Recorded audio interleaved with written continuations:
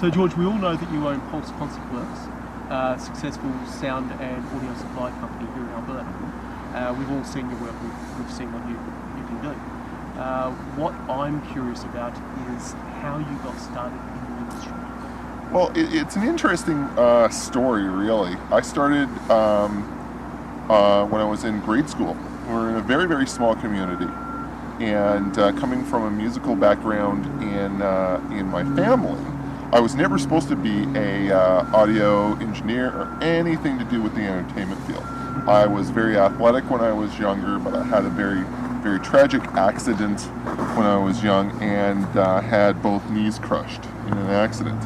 So being laid up for quite some time and not being able to take a role in sports any longer, I turned to something that I found that I was quite good at, and that was being a musician and production type work. When I was in grade 9, turned into an entrepreneur. I took... At that time, did you know that you were an entrepreneur? I did, actually, because my mom always taught me. I was raised by really 3 mothers, 2 sisters and a mom, and they taught me if you wanted something, you went out and got it yourself. Did they encourage you to, straight out of school, did they encourage you to get a job? They did, but they didn't really know what I was going to do.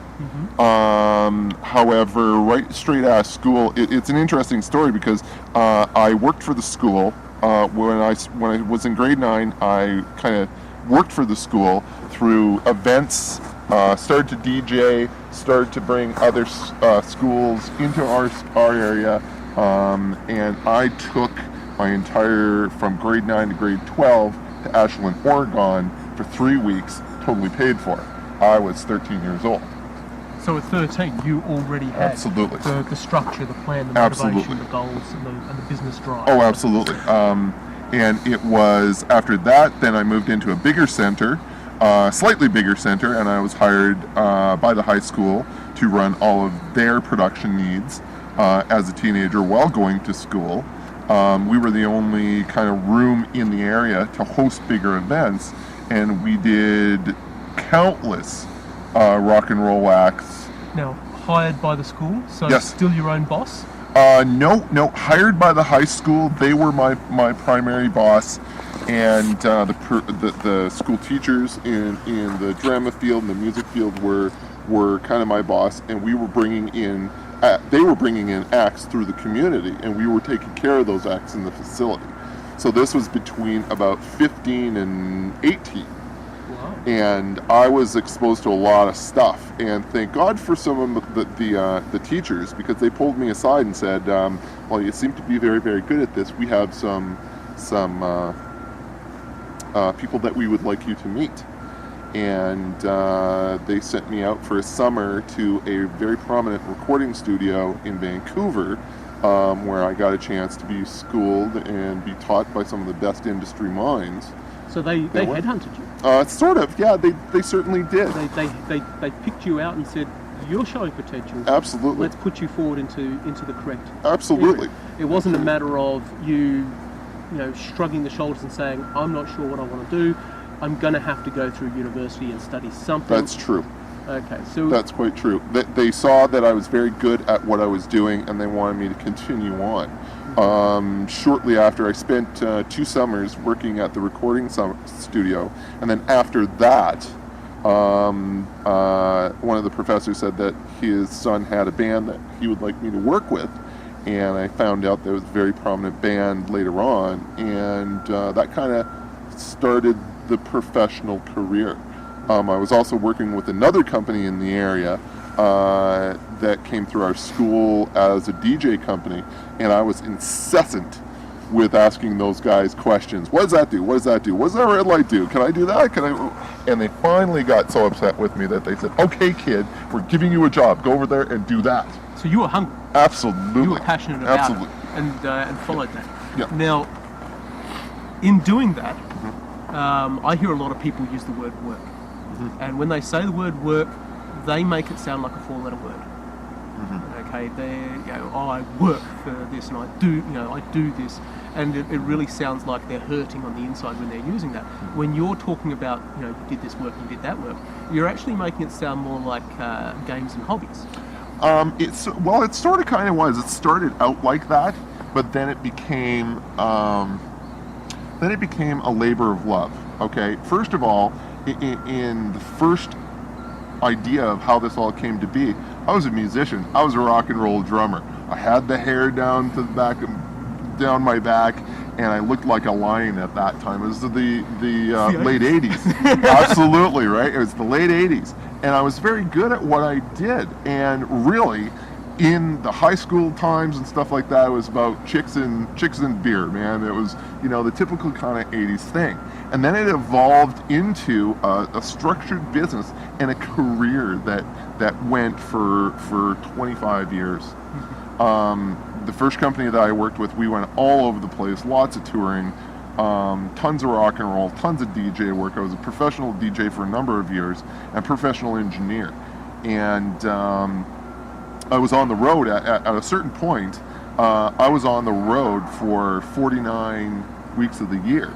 I was a call-out guy for two major companies based out of the States, but were very global. I was a call-out guy for those guys for a long time, and then I found a beautiful woman, had two children, and I was still on the road at that point. And then sounds like several movies we've watched recently. yeah, absolutely, you bet. I was out on the road, and she gave me an ultimatum. She said either have something stable and where you're around the house some more because kids are getting a little bit older, and I came off the road. I basically changed my career, and I started running nightclubs. So now this is an important part of a person's life, because what's happened is you spent your entire life enjoying what you do, and the money has solved itself, so to speak. Sort of. It was tough.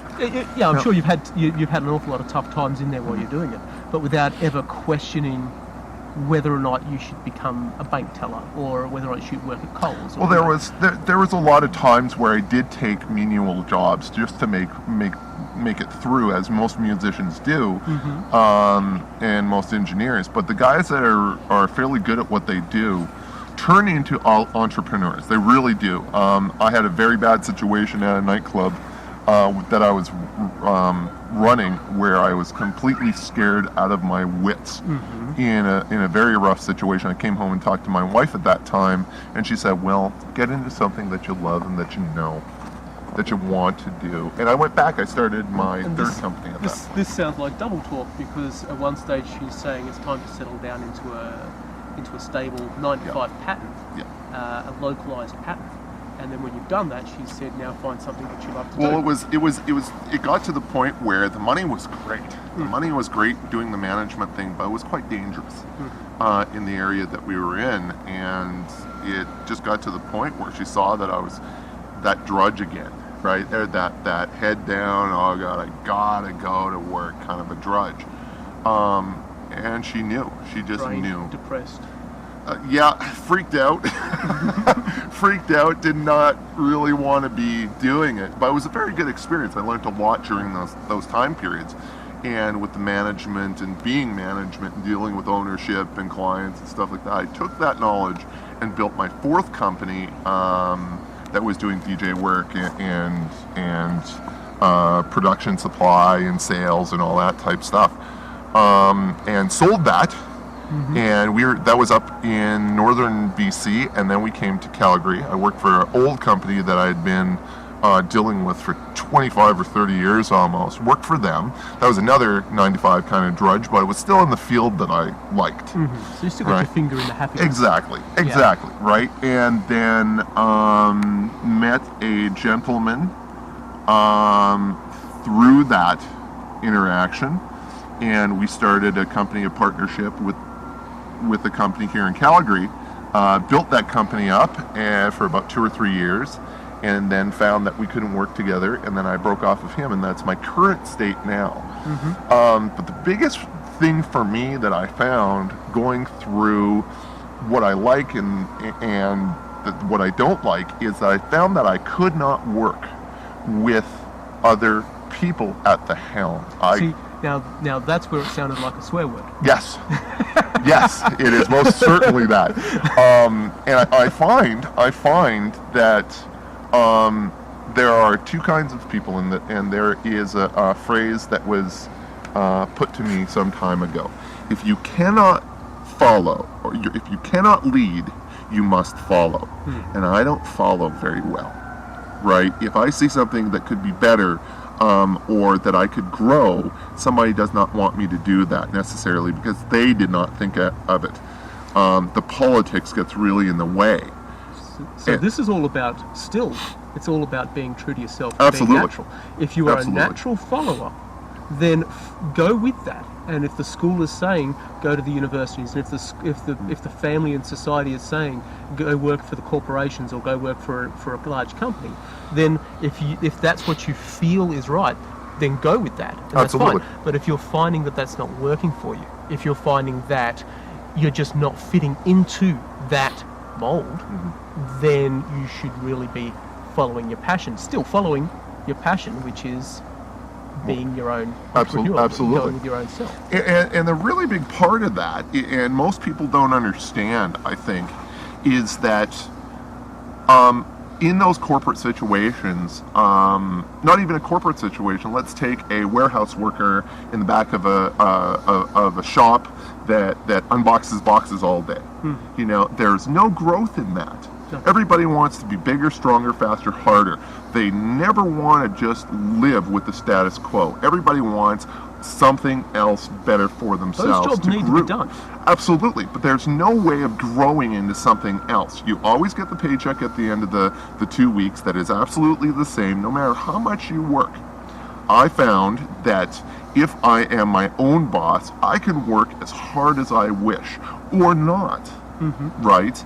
And the I can reward grow. is in how much you eat. Absolutely. And how much I grow in my field that I love to do, that I'm very well versed at, but I can still grow. If I want to do $100,000 in a month, I can do so. If I wanted to take my beautiful girlfriend that I'm with now to the States for a week or two, or whatever the case might be, I can do that. I am my own boss, and I have Your no own real schedule, fate. your own Yeah. time frames. Absolutely. And at any time you can say, I'm going to choose a new path and a new direction. Absolutely. And not many people can say that they can do that. The guy that's in the drudge has to be there every day for as long as he can put up with it. I do not have to. Now you have people work for you. I do. You do. Now the people that you work that work for you, when you see them, you interact with them every day. What is it that you wish for them? Obviously, you need people working for you. Do you ever encourage any of these people to start their own businesses or to work for you as independents? Oh, very, very much so. Very much so. I take it from a school of thought like this. The majority of my guys are very good at what they do. I have certain kinds of levels of knowledge and skill levels. But most of my guys are freelance guys. They don't necessarily just work for me. They work for other companies, and they have other projects that they do. And I encourage that. I cannot, if I was giving an employee a standard kind of contract that they may or may not be happy with, it turns into a drudge, and it gets kind of boring, and they just put in whatever they can. Is it The bare depressing minimum. being the boss of that sort of person? No, absolutely not, because every day is new, right? The drudge, absolutely. It's not even so much boring, it's just that it's a problem because it gets boring for them. It's the same old stuff. They don't necessarily want to do it. It doesn't become fun anymore, right? And now it's difficult for you because you've got to find ways to... Absolutely motivate them and to figure out how I can get their maximum potential out of it for my business. Whereas if you're working with people who are running their Absolutely. own business, co-working with them, Absolutely. then you're finding that they've got internal motivations and you don't have to be the driving force. And So- absolutely, because they are doing exactly the same thing. I'm basically a client, and they want that client to be very, very happy. Productivity-wise? Absolutely, all the way around, productivity-wise, quality of presentation, of going the extra mile. You know, most of my guys would bend over backwards for me. If I would say I need to do something that is not necessarily on the schedule today, and could you guys help me out with that? They'll, 9 times out of 10, they'll go, absolutely. What do you need to do? And not really any of those corporate bosses understand that anymore. There are a few companies that I know of and that I work with. The carrot and the carrot on the string approach that corporations do, where they absolutely, where they say there's a bonus in it for you exactly at the end of the year, or there's holiday pay, or if you work for the next 3 years, we might give you a pay rise. Those sorts of structures. You're getting a much better response from people simply by letting them be themselves. Absolutely, and absolutely, and they have a tendency of bending over backwards for people that they like. These guys could go out, and they mostly do. They work for everybody. They work for everybody in the industry, and they've come to me, actually even recently, some of my young lads have come to me and said, you know, we work with this guy, we work with that guy, but you know what, we really like working for you because we have a lot of fun at what we do. We work hard, don't get me wrong. This isn't party. It isn't a part, but it is a party, but it isn't a party, right? We are the party, right? And 9 times out of 10, these guys really like what they do, but as of the last 3 weeks, we've been on tour extensively with a clothing company called Crowd Clothing, which has got a very unique marketing strategy, and we've just come off tour with their projects. I'm moving my house in between that and changing residence and stuff like that. So, I mean, it's exhausting. It's exhausting. Well, it's 23-hour days for 2.5-3 weeks. Oh, wow, thanks for sparing some time. Exactly. Well, you caught me on the end of it, so I'm rested and happy guy. But this is what I'm saying. It's a lot of work, but those guys appreciate the work, they appreciate the money, but they appreciate the ease of how everything goes together. They know when they're going to be, where they have to be, they know what they're dealing with, what the entertainment is, all the project details, right? They know.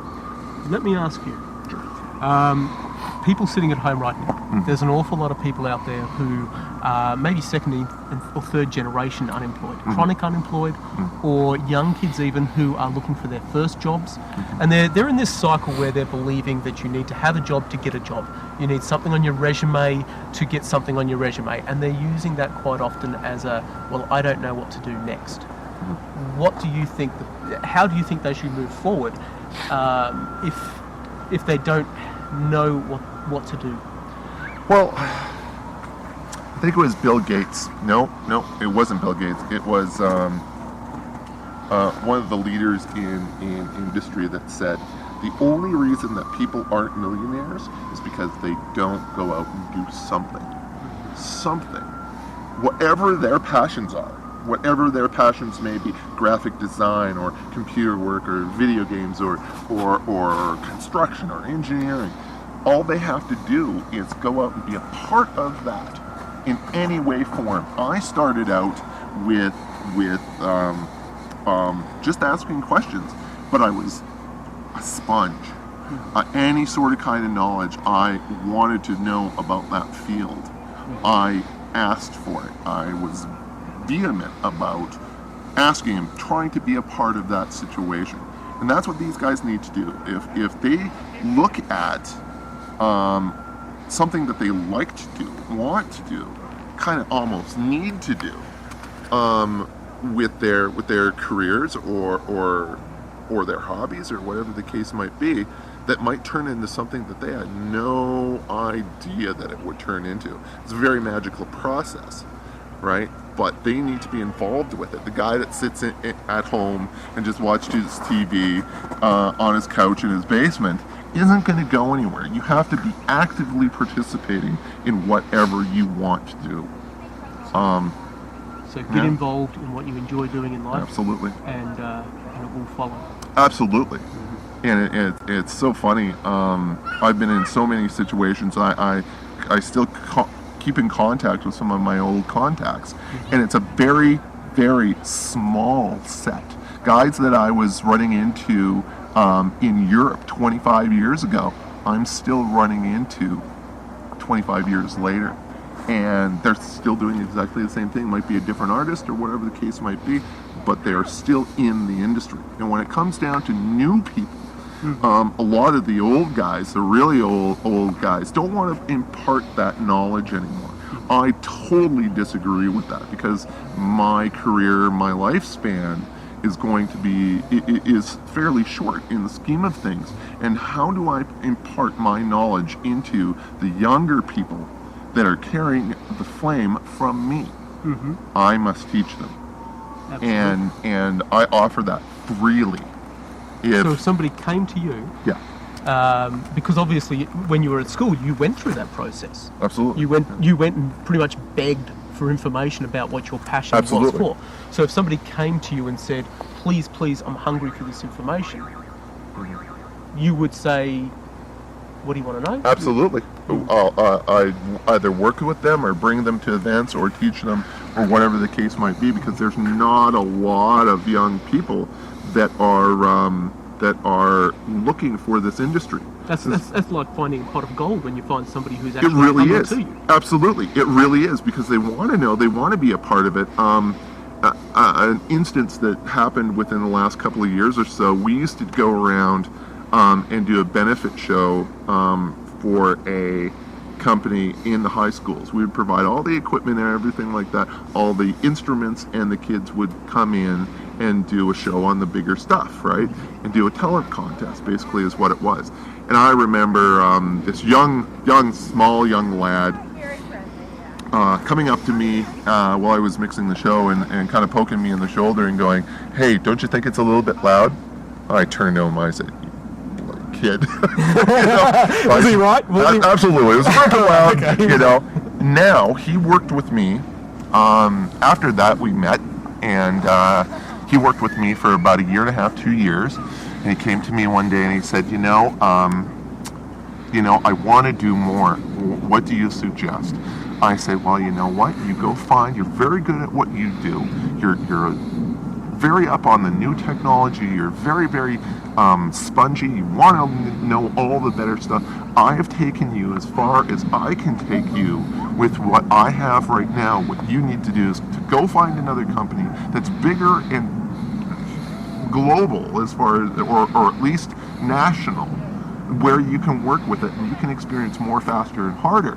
Feed off that information. Absolutely. You got to be in that environment to know it. And I said, yes, absolutely. If you must leave our project and what I'm about to do that, you must do that to further on your career. And he had done that. He said, okay, that's great. About 6 months later, he gave me his notice and stuff like that. And and he secured a job with another prominent company from Calgary, and they are national. And he is working with just like I was back at that age. He's about 24 years old. And he's working with some of the best entertainers that the world has to offer right now that come through Canada. And he is working there with this company for 150 hours every 2 weeks. He's a millionaire in the making. He could be if he took what he learned, because he's very into the working for somebody and having a very secure gig. Right. I was as well. But that means that the money is certainly there. He's very sought after. His skill set is self-taught, but not, right? And he's very, very valued within this market. A guy like that has longevity, and companies really look at that. If he took that some years down the line and turned into an entrepreneur, he could be a millionaire in the making. Absolutely. And why wouldn't you want to know someone like that? Exactly. So when they come to you and they're thirsty for information, you're looking at a pot of gold. You're looking at a millionaire in the making. Absolutely. Why wouldn't you want them around? Exactly. Yeah. As opposed to advertising and seeking out the 9-to-5 staff, Yeah. and then having to crack the whip, and then being miserable. Exactly. Yeah. And a lot of people I've found, like I've worked in the back of shops and in clubs and stuff like that, and everybody is very drudgy. They don't necessarily want to come to work. They don't want, and when it's put to them as, why don't you start your own thing? You know, you want to do that. You want to do graphic design. You want to do a t-shirt company, or, you know, you want to do whatever you want to do. They go, yeah, but I just can't.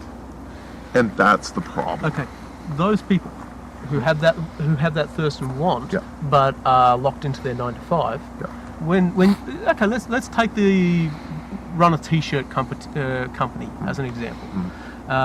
First step for them, what would be first step? Well, it's researching on how you want to run your business. You get all your licensing, you get all of your equipment, you save up as much as you can, do not go into debt if you can, do it part by part by part by part. It's very systematic. And how long do you think it would take somebody before they're starting to see a healthy pattern? Probably if they wean off the day job. Like, it's a lot of hard work to do it. You do your day job and you do your project at night or in the mornings or whatever the case might be. And it will actually come to the point where you go, got to make a decision, because one's almost doing the same as the other. Shit will get off the pot. Absolutely, absolutely. You gotta change, and that is the point where the changeover happens. You do both of it with the goal of having it progress to such a point where you will be secure in doing what you want to do, not what you have to do. So you're not saying 12-month process, 6-month process, 4-year process. You're saying it's a comfort zone Absolutely. process. It's when you are comfortable to move. Go again. You're literally saying, go with your gut, go with what feels right for you, Absolutely. and instead of work. Exactly. And enjoy the lifestyle. Absolutely. I work with a company,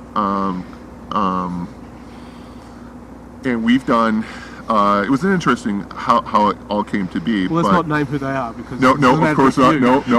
No. I was doing that on purpose. But I work with a corporate rock band. A bunch of guys that met at work.